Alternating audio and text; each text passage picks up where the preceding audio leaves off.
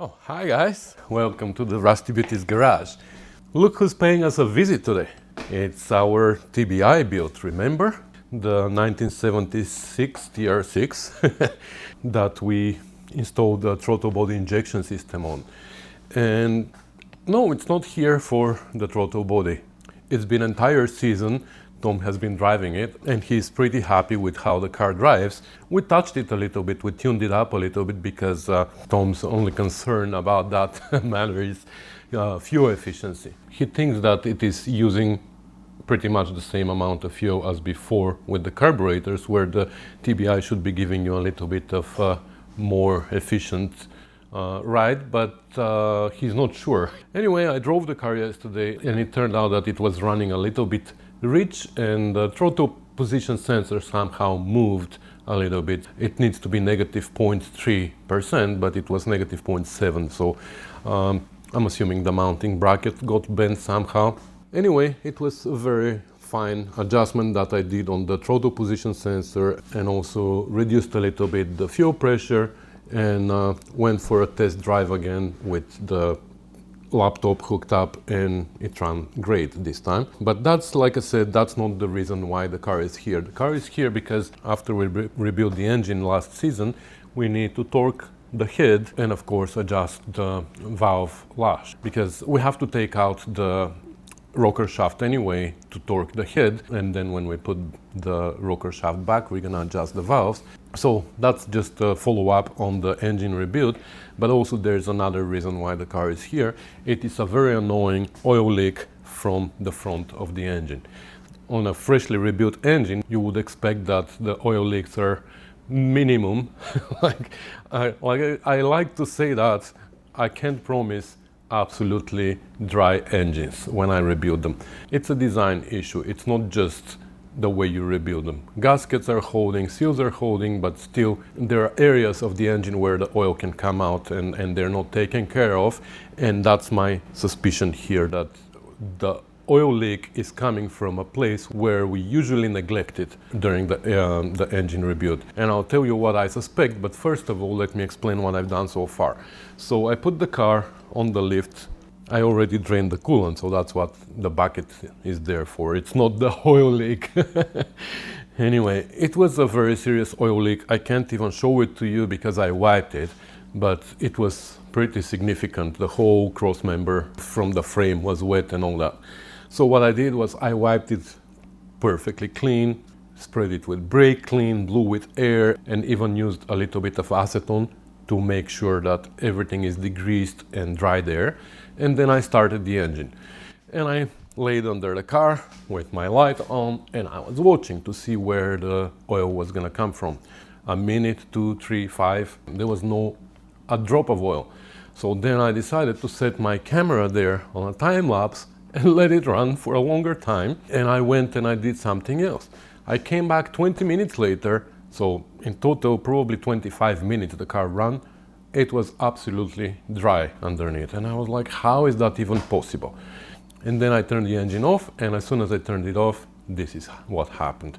So obviously the leak is coming from the seal area. But how is that even possible? This is a brand new seal. So what I thought was like, okay, maybe a faulty seal, so I'm just gonna have to take everything apart now, which is a pretty big deal to take that cover off, but I'm gonna have to do it. But that was last night. So all night I couldn't sleep. I was thinking, how is that even possible that a new seal was leaking? And it occurred to me that there's something that I always thought about, but I never took it seriously. What I'm talking about is that sleeve that we put over the crankshaft that the seal rides on. So we always take care of that surface, right? We want it to be nice and smooth, so there are no pits, no rust, so the seal rides there and seals properly. What happens though between the shaft and that sleeve? What prevents oil from coming out from there? I'm pretty sure that that's where the leak is coming from. We have the same issue with differentials. On the flanges where they go on the output shafts and on the pinion, very often when I split the two flanges, for example the drive shaft flange and the flange on the diff, there's oil coming from in between. And that oil, I figured, is coming from between the flange and the shaft through the channel for the woodroof key, for example. So I started putting ultra black there, and then a washer, and then the nut, so it blocks any oil and keeps it inside. But I never done anything like that on crankshafts, the front end of the crankshaft. And I have very strong suspicion that this is the case here. So that's what I'm gonna try and do now. Unfortunately, I have to take the radiator out. Of course, the radiator shroud, I already started disassembling here. This cross member needs to come out. Even the steering rack needs to move a little bit forward in order for the crank pulley to come out, so I can take out that sleeve. Hopefully, I don't need to take the timing cover off. I mean, to take the sleeve out, I don't need to take the timing cover off, but I don't know how to determine whether the seal is good. I know it's good, I know I put a new seal there, but is it possible that somehow it got ripped? Because the leak is coming from there. Anyways, I'm gonna start stripping now this front end here to give myself some room, and we're gonna go from there. Okay, so the radiator is out as well as the shroud, and we have a big opening here, but we still need to make it bigger, because as you can see here, the pulley is blocked by this cross member and also by the steering rack underneath. Both need to come out. I mean, the steering rack can just shift forward, I believe. Wheels are gonna have to go toe in, so that's not a problem. But this bar on top is pretty cramped. I think I'm gonna have to remove the alternator from there so I can reach the bolts. And on this side I have the fuel lines. I wasn't looking forward to that, that's for sure. Okay, this bar is out, and what's left here is just the steering rack, which we're gonna have to go from underneath and remove the bolts or the nuts from the U bolts here, and there are two plates, and then we should be able to undo the bolt on the pulley and pull it out.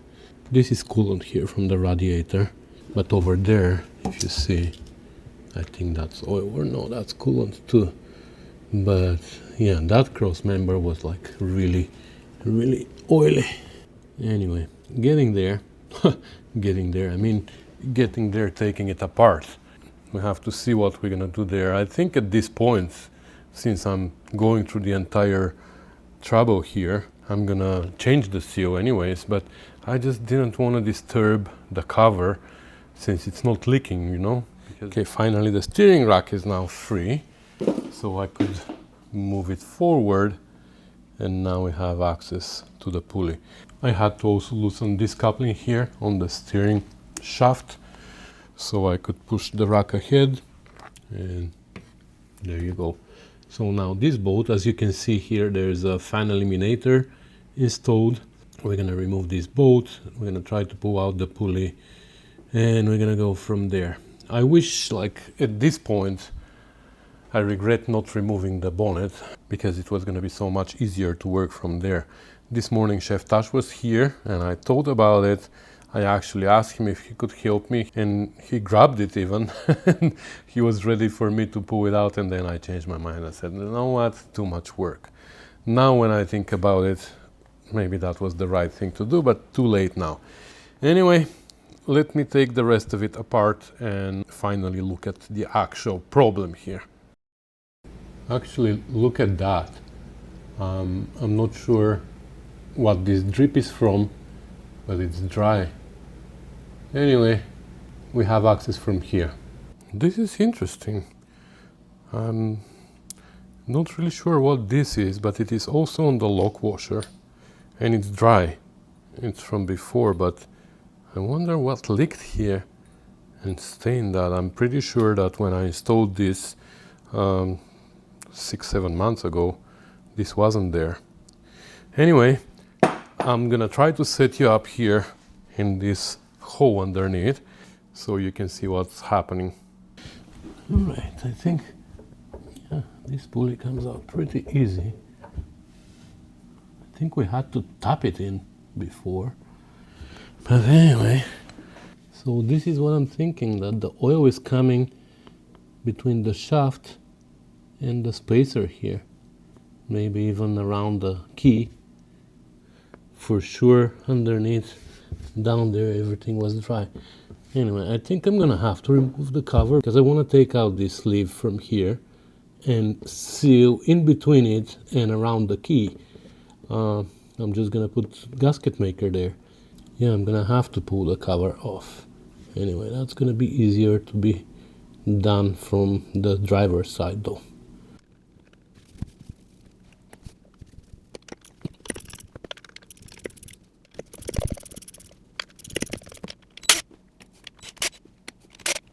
It's a shame. Perfectly good cover, non-leaking cover. We are disturbing it, but I have no other option.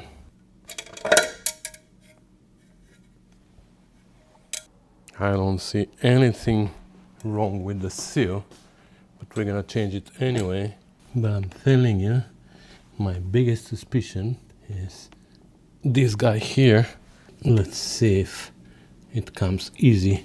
Yeah, that's exactly what I thought. Look how easy it comes. So I'm bringing you here on top just so I can show you the woodruff key.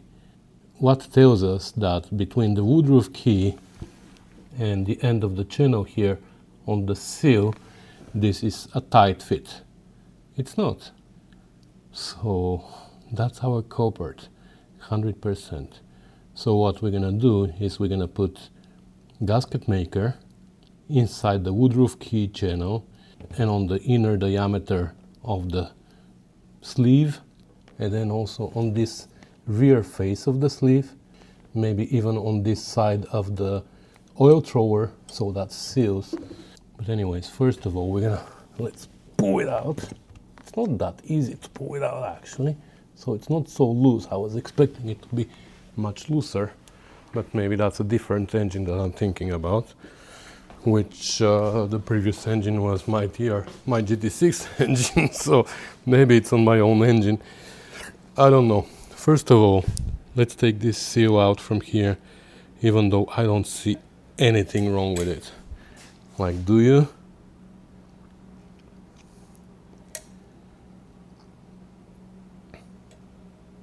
Looks perfectly good to me. But we went through all this trouble. We're gonna change it. And this is the sleeve. Absolutely nothing wrong with it as well. I'm 100% sure that the leak is not from the outside, it's from the inside. Right here, where we never ever do anything. Alright, it looks like I did it again. I didn't press the recording button, or I didn't press it on the right time. I pressed it to turn the camera on, but actually I was turning it off. Did it twice. So what you missed here is we replaced the seal on the cover, we put new gasket, and we installed the timing cover. Also on that oil thrower inside, I put a little bit of gasket maker, ultra black, on both sides of the oil thrower, inside and outside, so it can seal against the gear and also against this thing. And this thing also, as you can see, I put gasket maker on the inner diameter, and especially a lot of gasket maker inside the channel for the key. And the reason why I put the gasket maker on this and not on the shaft is because if it is on the shaft, when I'm pushing this in, it's gonna scrape the excess and it's gonna push it inside and might fall in the oil and then start traveling through the system and block my oil gullies and stuff like that. So having it here, the excess, it's gonna remain on the outside, and then we can just wipe it. But especially in the channel, I put a lot. So the taper here at the end, or the chamfer, is so it can go easy on the seal. I also put a little bit of gasket maker on this surface, even though I already have gasket maker on the oil thrower inside, but I just want to be sure. So let's put it on. Now, of course, it's gonna be tricky to start it and to find the channel for the woodroof key. Come on.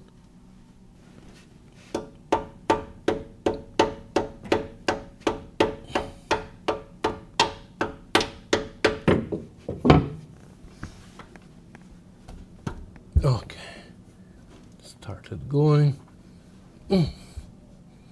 See, I shouldn't be able to push it in so easy, but I'm hoping that now the excess is remaining there. You know what? I'm just gonna put gasket maker on this side as well. I'm just gonna spread it, and hopefully now the pulley is gonna push it here and seal there as well. I don't know. It's ridiculous. So you see how a little design flaw can throw you into a loop here, and you can keep throwing gaskets and seals and stuff into it, new ones, but you're never gonna succeed. Oh, anyway, put it on and tighten it so it creates a seal there, and hopefully this time it's gonna seal. So the cover is put together, the pulley is put together, so now actually is a good time to put the belt on, because reasons. If you have a TR6, you know why.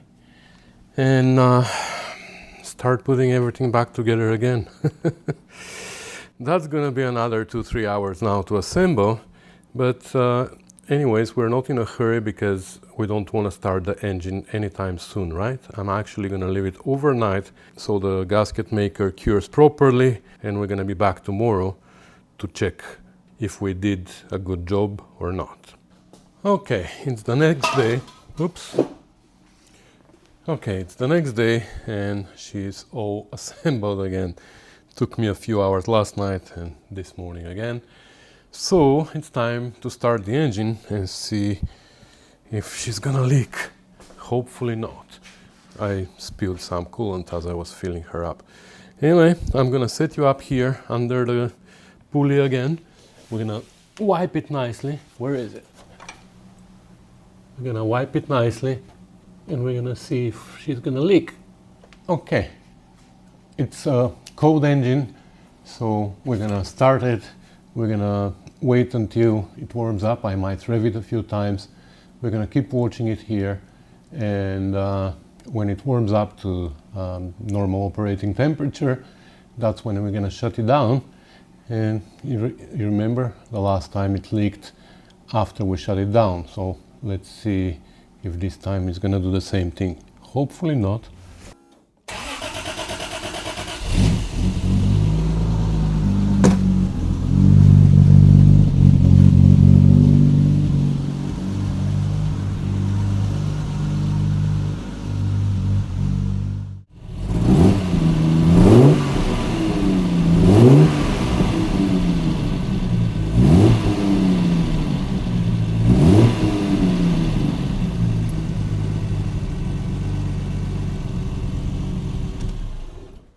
Okay, so she's at the normal working temperature.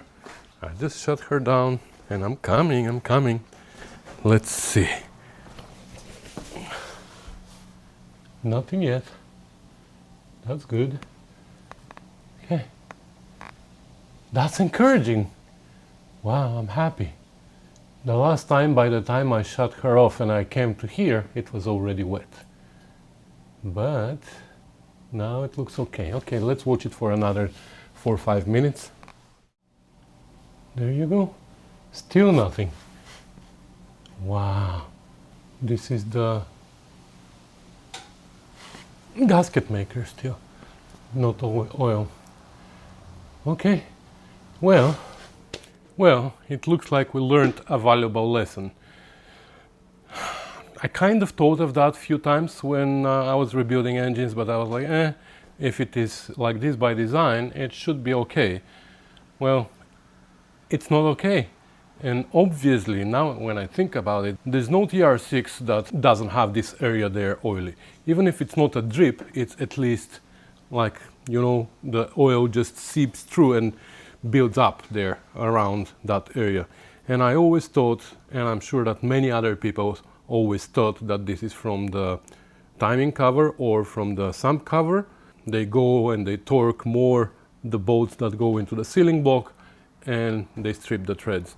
So now I know, and from now onward, believe me, I'm always going to put gasket maker there. Anyway, I hope that teaches you a lesson just like it taught me a lesson, and you find this video helpful. I'm gonna go and do some other things on the car. I still have to torque the head and the valves, but now the engine is hot, so I'm gonna let it cool down.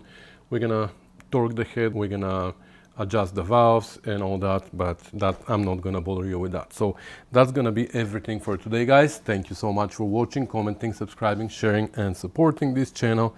I hate this gasket maker on my hands now. It's sticky all over the place. Thank you, guys. I'll see you in the next one. Bye.